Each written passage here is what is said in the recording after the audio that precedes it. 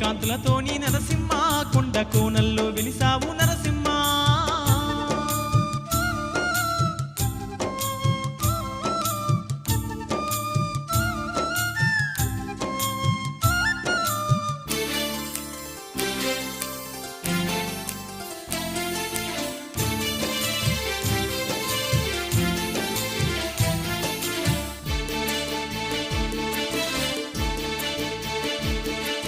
తన గండ మందున పుట్టిందని తెలియక తననెత్తుకొని